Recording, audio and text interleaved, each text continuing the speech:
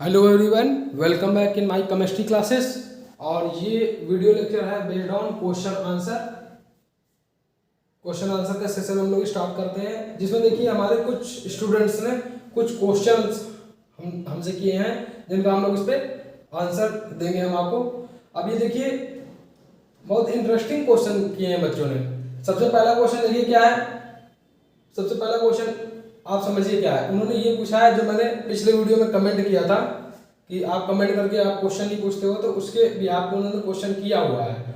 तो इन क्वेश्चंस के आप देखिए, लेकिन बहुत इंटरेस्टिंग क्वेश्चन है। पहले तो सबसे पहले सभी लोगों को ये क्वेश्चन अच्छे समझ में आना चाहिए कि एक्चुअली क्वेश्चन कह क्या रहा है। तो समझिए पहले ध्यान से। पहला क्वेश्चन देखिए, उन्होंने ये बोला है, यदि यदि 2n स्क्वायर से 5वीं कक्षा में 50 इलेक्ट्रॉन हो सकते हैं। मतलब 2n स्क्वायर फार्मूले से, बोरबरी का जो 2n स्क्वायर फार्मूला उन्होंने फर्स्ट रूल में बताया था, उससे क्या है, उससे हम लोग कैलकुलेट कर सकते हैं कि किसी भी ऑर्बिट में मैक्सिमम इलेक्ट्रॉन होल्डिंग कैपेसिटी कितनी है। तो अगर n की जगह पर इधर 1 रखेंगे तो देखिए पहली, ये हमारा अगर न्यूक्लियस है, पहली ऑर्बिट में 2 इलेक्ट्रॉन, दूसरी ऑर्बिट में 8 इलेक्ट्रॉन, तीसरी में अधिकतम 18 इलेक्ट्रॉन आ सकते हैं और चौथी में अधिकतम 32 इलेक्ट्रॉन आ सकते हैं। उसी तरीके से 5वीं ऑर्बिट में अधिकतम 50 इलेक्ट्रॉन आ सकते हैं।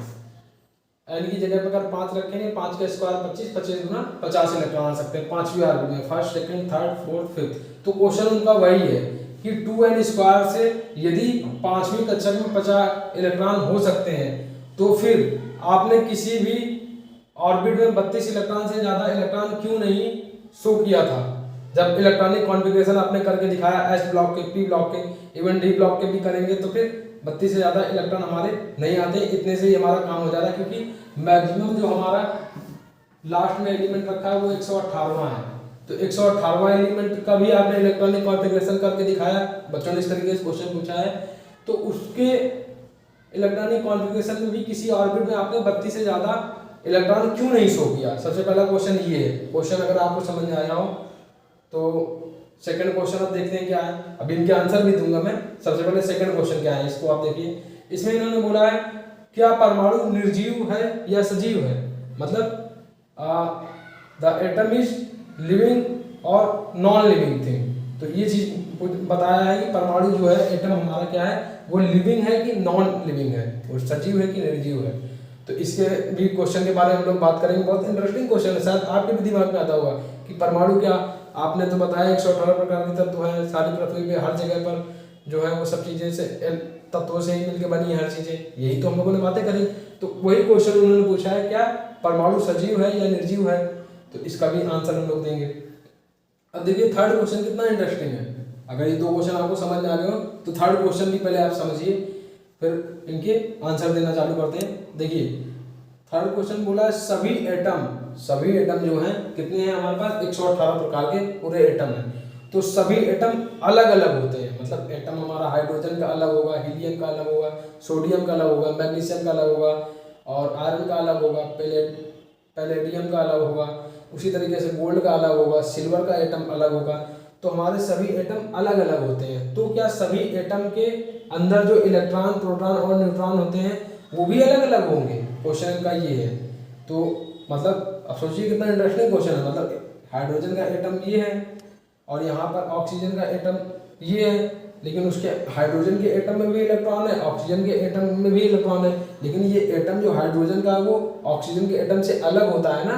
तो अलग होता है, तो क्या हाइड्रोजन के अंदर जो इलेक्ट्रॉन, प्रोटॉन, न्यूट्रॉन है और जो ऑक्सीजन के अंदर इलेक्ट्रॉन, प्रोटॉन, न्यूट्रॉन है, क्या वो भी अलग अलग होंगे या फिर वो सेम होंगे। तो इन सब इस तरीके के क्वेश्चन बच्चे पूछ रहे हैं। तो इनके अब आंसर हम लोग स्टेप बाय स्टेप देना चालू करते हैं। आपको अगर क्वेश्चन को अगर नोट करना है आप नोट कर लीजिए, नहीं तो मैं इसको ड्रॉप करूंगा, उसके बाद मैं आंसर देना चालू करूंगा। तो आप इसको नोट करिए पहले। तो देखिए अब हमारा यहाँ पर फर्स्ट क्वेश्चन बचा हुआ है, जिसको हम लोग आंसर देते हैं कि मैंने 118 जो 118वां एलिमेंट था, इसका इलेक्ट्रॉनिक कॉन्फ़िगरेशन आपको क्या बताता है। ये एलिमेंट क्या है, इसका नाम और इसका सिंबल अभी हमें नहीं पता है। तो एलिमेंट को एलिमेंट ई से ही लिख देता हूँ। तो एलिमेंट जो है उसका हमारा 118 एटॉमिक नंबर है, जिसका उसका इलेक्ट्रॉनिक कॉन्फ़िगरेशन क्या था, 2 को लिखने के बाद 8 यहाँ लिखना है, फिर 8 यहाँ लिखना है, इस तरीके से। फिर 8 के बाद फिर 18, फिर 18, फिर यहाँ 32, फिर यहाँ 32। इस तरीके से आपको याद हो जाएगा। 8 8 18 18 और 32 32। तो इस तरीके से इसका इलेक्ट्रॉनिक कॉन्फ़िगरेशन ये बताया था किसने, बोरबरी ने बताया था। तो बोरबरी ने जब इस तरीके से इलेक्ट्रॉनिक कॉन्फ़िगरेशन बताया तो आप ये देखिए, first orbit, second orbit, third orbit, fourth orbit, fifth orbit. Fifth orbit में मैक्सिमम इलेक्ट्रॉन होल्डिंग कैपेसिटी कितनी है, 50 इलेक्ट्रॉन की, लेकिन है कितने इलेक्ट्रॉन, 32। इसी तरीके से 6 की और ज़्यादा होगी लेकिन इलेक्ट्रॉन क्या हो गए, कम हो गए। 7 नंबर पे जो ऑर्बिट है उसमें इलेक्ट्रॉन होल्डिंग कैपेसिटी जो है, मैक्सिमम इलेक्ट्रॉन होल्डिंग कैपेसिटी वो बढ़ गई है, लेकिन इलेक्ट्रॉन हमारे तब भी कम है, क्यों नहीं।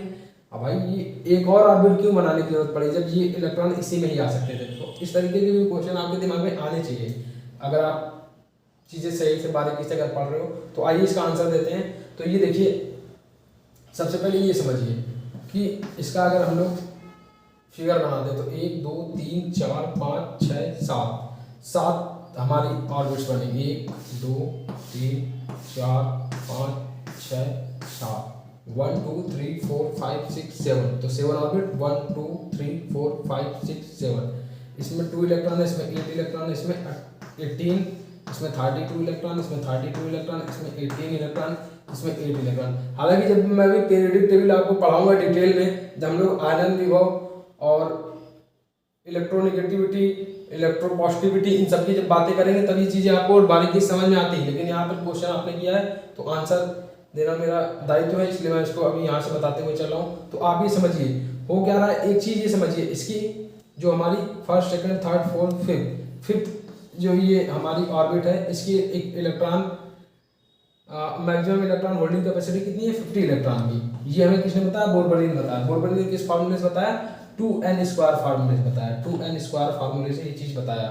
तो लेकिन हमारे यहाँ पर 32 इलेक्ट्रॉन ही क्यों है, क्योंकि बात आप अब ये समझिए, ये जो न्यूक्लियस है, न्यूक्लियस में 118 क्या है, प्रोटॉन है।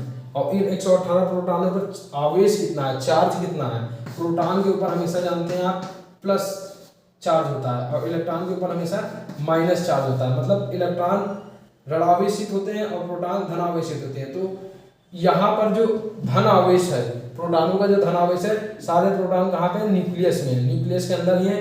तो ये सारे एक जगह पे ही हैं। तो आप ये समझिए एक जगह पे ही हैं। तो जो और इन इलेक्ट्रॉनों के पास क्या है, निगेटिविटी है। इन इलेक्ट्रॉनों के पास ऋणात्मक मतलब निगेटिव चार्ज है। तो पॉजिटिव चार्ज हमेशा निगेटिव चार्ज को अट्रैक्ट करेगा, अपनी तरफ खींचेगा। तो आप ये बताइए, ये इसके पास ताकत है 118 प्रोटॉनों की ताकत ये न्यूक्लियस बैठा हुआ है। तो अब ये आप बताइए, ये सबसे ज्यादा तेजी से इलेक्ट्रॉन के अपना मतलब अधिकार सबसे ज्यादा किस इलेक्ट्रॉन पे ज्यादा दिखा पाएगा, जो इसके सबसे ज्यादा नजदीक ऑर्बिट में होगा। जैसे फर्स्ट ऑर्बिट में 2 इलेक्ट्रॉन है तो ये सबसे तेजी से 2 इलेक्ट्रॉन को खींचेगा अपनी तरफ, क्योंकि इसके पास ताकत कितनी, 118। और यहाँ पे इलेक्ट्रॉन कितने, 2 ही है, तो इनको बहुत तेजी से खींचेगा। कंपेरिजन में जो सेकंड ऑर्बिट में 8 इलेक्ट्रॉन है, तो उसके कंपेरिजन में जो थर्ड ऑर्बिट में 18 इलेक्ट्रॉन है, उसके ऊपर इसका थोड़ा कंट्रोल कम हो जाएगा, क्योंकि दूरी बढ़ती जा रही है नाभिक से, न्यूक्लियस से ऑर्बिट की डिस्टेंस बढ़ती जा रही है। उसी तरीके से जो फोर्थ ऑर्बिट में इलेक्ट्रॉन है 32, अब समझिए थर्ड ऑर्बिट में वो 18 इलेक्ट्रॉनों को पकड़ रहा है और फोर्थ ऑर्बिट में 32 इलेक्ट्रॉनों को पकड़ रहा है। मतलब और बाहें इसको फैलानी पड़ेगी, मतलब और ज्यादा इसको पावर दिखानी पड़ेगी। उसी तरीके से जब फिफ्थ ऑर्बिट आ रही, फिफ्थ ऑर्बिट में हम अगर 50 इलेक्ट्रॉन अगर रख देंगे, वो 50 इलेक्ट्रॉनों को वहां तक पकड़ नहीं पाएगा, उसकी कैपेसिटी उतनी बना नहीं पाएगा, क्योंकि न्यूक्लियस से इस ऑर्बिट की डिस्टेंस बढ़ती चली जा रही है। जब डिस्टेंस बढ़ती चली जाएगी तो इसका ये समझिए, इसका इस ऑर्बिट के ऊपर इलेक्ट्रॉनों के ऊपर कंट्रोल भी खत्म होता जाएगा, कम हो जाएगा, खत्म नहीं होगा, पूरी तरीके से खत्म नहीं होगा, कम होगा। कितने इलेक्ट्रॉनों पर ही कंट्रोल रह गया, 32 पे रहा। तो जो 50 में से सिर्फ 32 इलेक्ट्रॉन ही इस ऑर्बिट में बचे, बाकी निकल के चले गए। बाकी कहाँ निकल गए, उसके आगे वाली ऑर्बिट में चले गए। तो आगे वाली ऑर्बिट की maximum electron holding capacity 2n² से आप निकाली, एंड 6 ऑर्बिट है, 6 का स्क्वायर 36 टू जा 72, इसमें 72 इलेक्ट्रॉन आ सकते थे। लेकिन 72 इलेक्ट्रॉन अगर आप रख दोगे तो ये न्यूक्लियस उनको रोक नहीं पाएगा, क्योंकि न्यूक्लियस से इलेक्ट्रॉन की न्यूक्लियस से इलेक्ट्रॉन की जो है डिस्टेंस बढ़ गई है, अब 6 ऑर्बिट में आप चले गए तो कितने इलेक्ट्रॉन को सिर्फ पकड़ पा रहा है, सिर्फ 18 इलेक्ट्रॉन को ही पकड़ पा रहा है। तो इस वजह से यहाँ पर सिर्फ 18 इलेक्ट्रॉन ही 18 इलेक्ट्रॉन ही रहेंगे। उसी तरीके से सेम इसकी electron maximum electron holding capacity तो ज्यादा है, लेकिन ये इसमें जो इलेक्ट्रॉन होंगे उस इलेक्ट्रॉन को रोकेगा कौन कि ये ऑर्बिट से बाहर ना भागे, ये न्यूक्लियस रिस्पॉन्सिबल है, क्योंकि पॉजिटिव चार्ज इसी के पास है, इनके पास नेगेटिव चार्ज है, तो इसके पास भले चाहे जितने इलेक्ट्रॉन इस कक्षक में आ सकते हो, हमें इससे मतलब नहीं है, लेकिन इसको 8 ही इलेक्ट्रॉन को रोक पा रहा है। तो स्टेबिलिटी इज मोर इम्पोर्टेंट, स्थायित्व ही सबसे जरूरी है। तो इस स्टेबिलिटी को मेंटेन रखने के लिए ये इस तरीके से इसका रिप्रेजेंटेशन है। तो आपको बात शायद ये समझ में आ गई होगी ये क्यों है। ये हमारा क्वेश्चन यहाँ पर सॉल्व होता है। अब हम लोग अपने सेकंड क्वेश्चन की तरफ चलते हैं। इसी तरीके से हम लोगों ने सबसे 118 अगर एलिमेंट को अगर समझ लिया तो हमें बाकी के भी सारे समझ में आएंगे। तो इस तरीके के क्वेश्चन और समझिए, ये चीजें हम लोग और डिटेल में कहाँ पढ़ेंगे, जब हम लोग पीरियोडिक टेबल को जब गहनता से अध्ययन करेंगे तब वहाँ पर। अब हम अपने सेकंड क्वेश्चन को यहाँ पर नोट करते हैं, बाकी आप नोट करिए जो भी नोट करना है।